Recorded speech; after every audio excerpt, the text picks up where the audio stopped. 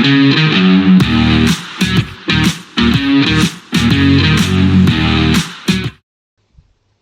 welcome back to the SuperCoach Enough channel. In this video we're going to review round 12 of the 2024-25 SuperCoach NBL season.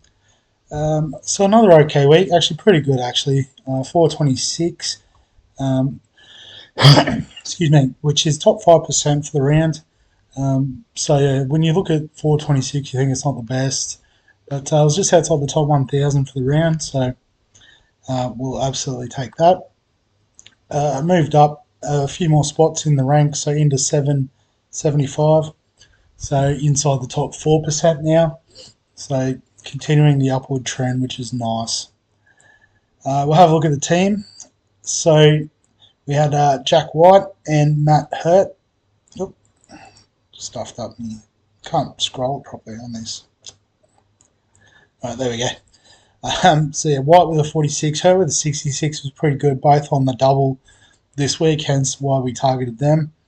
Henschel with the 28 was solid enough, and Menenga with 20. Harrison with 58 was good in the centres. Zakarski only getting 7, and that was across a double, so hasn't been the best pick there. Jackson Cartwright with 64, actually lost a little bit of cash, which was a bit disappointing. But Cook with 61 was good. Bryce Cotton, though, unreal, 66, and that was off a single game, which is why we benched him over the other two, and he still managed to outscore them. So, absolute freak. Pepper with 11, so I guess, he's sort of losing a bit of cash now.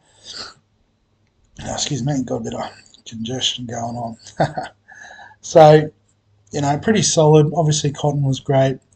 Yeah, pretty good week all round. We'll have a look at the game day matchup. So a narrow win over Swipe Right on Pinder. Katrina's team getting them by 8 points. So just having a look across the board. So Prather with 69, sort of matched by Hurt. I guess having Cook as well with 61 over Lopez was probably the big difference maker.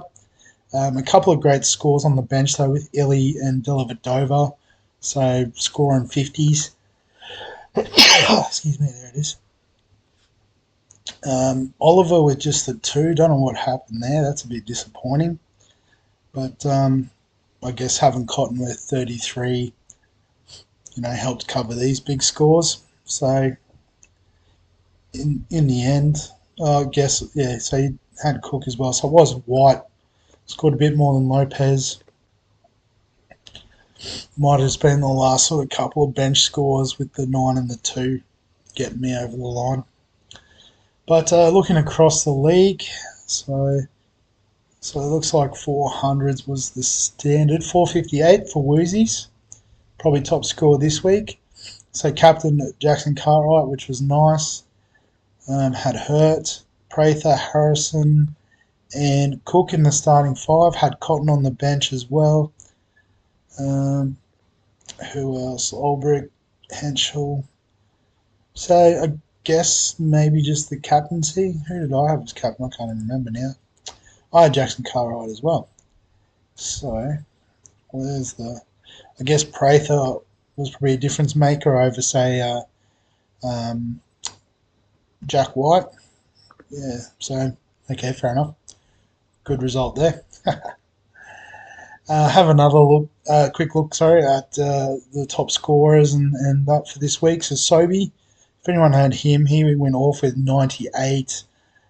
Southeast Melbourne don't have a double for a while, I don't think, so not worth trading in. But well done to those who did get on.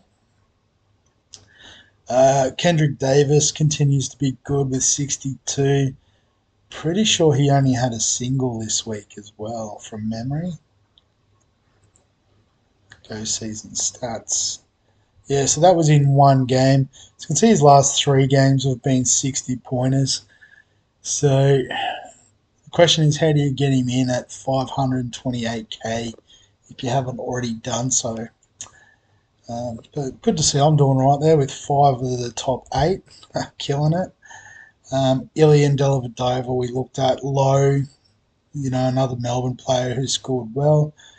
Cooks and Adams, I think they were on singles as well, weren't they? So some great returns there, yep.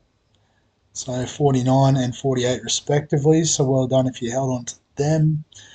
Mooney on the double was good. Harrell, probably the other big target this week with Adelaide. Got a couple of double game weeks coming up. Taco Fall, didn't realise he's come down to play for the Breakers. That's pretty cool, the big fella. Be keen to get on him for the lols before the season ends. Um, Other than that, I guess, nothing too stand outish after that. But in terms of break even, so Kwani uh, played one game and scored two, but it wasn't his last game, so not sure what's going on there. Wagstaff with a negative break even. So you can see there's not a lot of true cash gen options appearing. Maybe Cameron, but at 132, I'm probably losing money trading Pepper to him. So not exactly worth it. Sobey, so make some good money if you do have him, but as I said, hasn't got the doubles to worry about trading him in.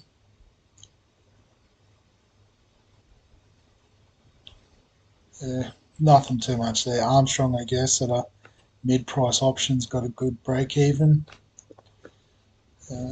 But that's about it, I think. So in terms of my team, if we have a look at the most traded in, that's usually the easiest way to go. So Harrell number one, Froling number two, Kendrick Davis number three.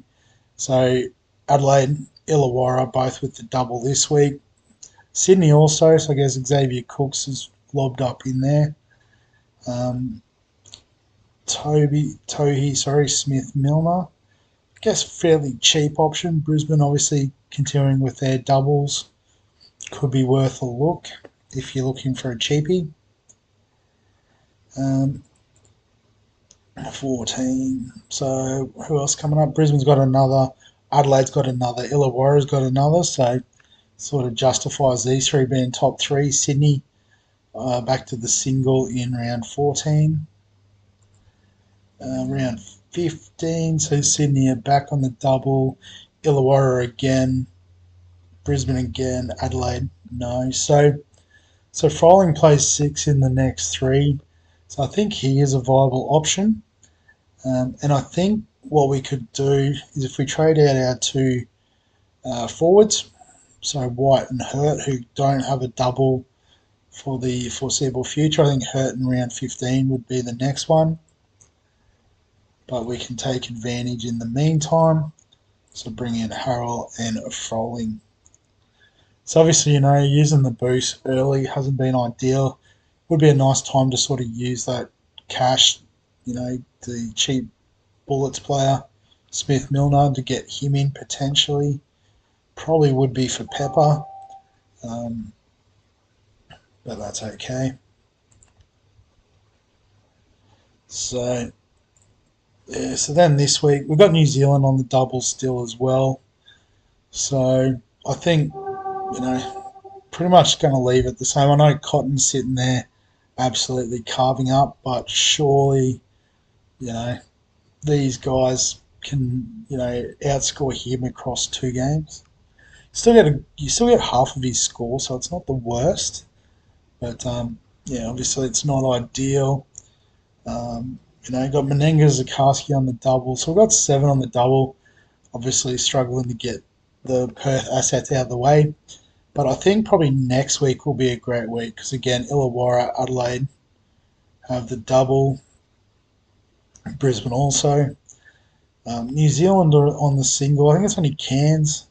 So that still presents an opportunity to, maybe if we can somehow get Henschel to Armstrong or something like that, could be a nice move. But we can always explore that at that time. New Zealand have another double in 15, so you wouldn't want to trade out Jackson Cartwright. So when's Perth? Has Perth got a double at any stage? No. So not for the next few anyway. But I mean, it's Bryce Cotton. I think we hang on to him. Um, I mean, if you had the money in the trade, I don't mind Davis to Cotton. That's probably your angle given the double up coming up. But yeah, if I had a boost, I still wouldn't be able to pull it off. I'd have to find a cheaper option than Froling, perhaps. Something like Marshall. But pretty happy with this. We'll go with it and we'll see how it rolls. So wrap the video up there. As always, if you enjoy the videos, well, actually, first of all, before that, comment below any questions, comments, thoughts. Give us a like if you do enjoy the NBL content, rather. Give us a subscribe for all those for the BBL. Fantastic. Pretty sure the team picker for NRL and AFL is coming out soon as well. So get on board for that. But other than that, we'll catch you in the next one.